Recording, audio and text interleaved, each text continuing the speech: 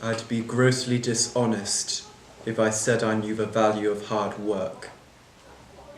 I think the last remnants of such a notion bled out of our society long before my cord was cut, and the wound has remained open ever since. But then again, when has honesty ever been one of humanity's strong points? We lie, we cheat, we steal, we pollute the air with expectations and fears and prejudice. And yet, letting them dominate every corner of my life with their glacial words and unloving hands only makes me long for the unpretentious mess of people. My grandfather used to tell me as a child about how he missed the camaraderie of the workplace, how he was comforted by the knowledge that you were all breathing the same dust. But I've never seen it, so I've never believed it. Camaraderie was no less a myth to me than unicorns and reliable politicians. Why then, I wondered, as a young man, should I be vilified for accepting the brutal fact that human beings are surplus to requirements in the industrial environment? Mental illness, exhaustion, emotion, lack of skill, incompatibility amidst colleagues. We are a cocktail of accidents waiting to happen. As the manager of the country's biggest airport in the late 2020s, I found myself under serious pressure.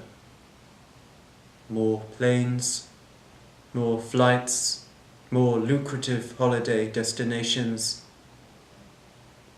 more staff that could not cope with the workload. Complacency became contagious. Backchat, absentia in abundance. The trivial distractions of everyday life. As my lustful eyes darted back and forth across the globe in seek of salvation, I gazed into the barren, tearless eyes of the robot and found so much life. Life saved by the plucky bomb disposal bot that, if human, would reduce stable matriarch to wailing wife. Life saved by the diagnostic computer that, if human, could sentence many a patient to delicate hearts based on the quality of his own. The predictions were there from the very beginning. We ignored the prophecies birthed from the wombs of science and logic. The time for people controlling people had passed. Non-human technologies were the way forward. Every day, we edge closer and closer to crafting the universal robot, the chef that will write you a poem, the security guard that will find you a book. Once upon a time, we could categorize robots without hesitation, and now flexibility lingers on the horizon. Everything, from a facial recognition system to the actuator to the microprocessor, had become near incapable of failure, painfully aware of their environments. The roboticization of the airport, so to speak, was never intended to dispel all human presence. I was certain that man and machine could work in tandem, correcting one another's wrongs. After all, various new human responsibilities stemmed from the technology: manufacturing, repairing, supervising. But perhaps it was naive to expect such unity. There was no integration, only bitterness and confusion. Robots had become completely universalized to us, an extension of our family, linchpin of the household.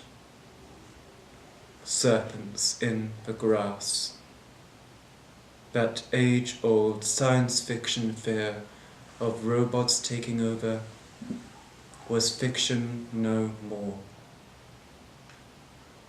Even without will, even without desire, even without the natural intelligence of those who crafted the algorithms and programs in the first place, world domination was pooling in the open hands of automata.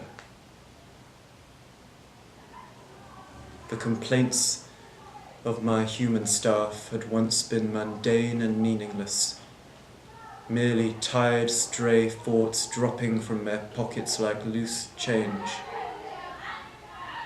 But now they had no thoughts.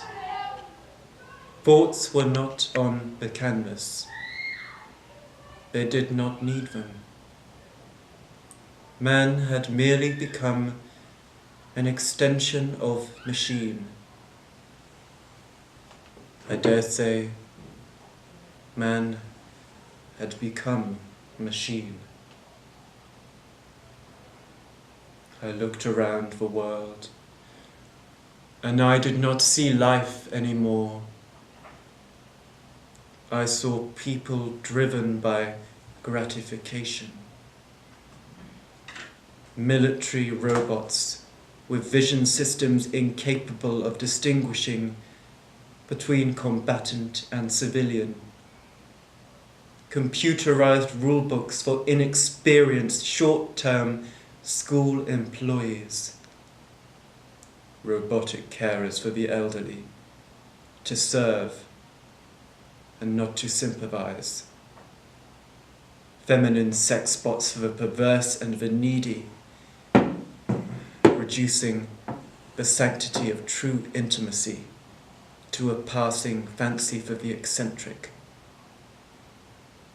I found most disturbance in the rise of artificial police officers, sentinels of justice. But justice is no substitute for kindness, compassion, or understanding.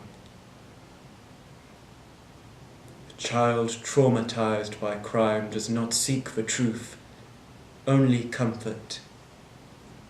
I think deep down we all do.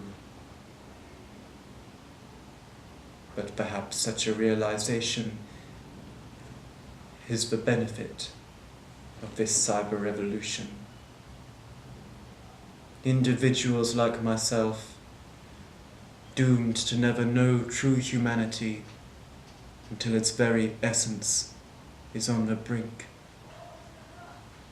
It is no coincidence that human art has risen in value and rarity since the cold plague of technology seeped into every orifice. We know now what it means to be human, and we long for it.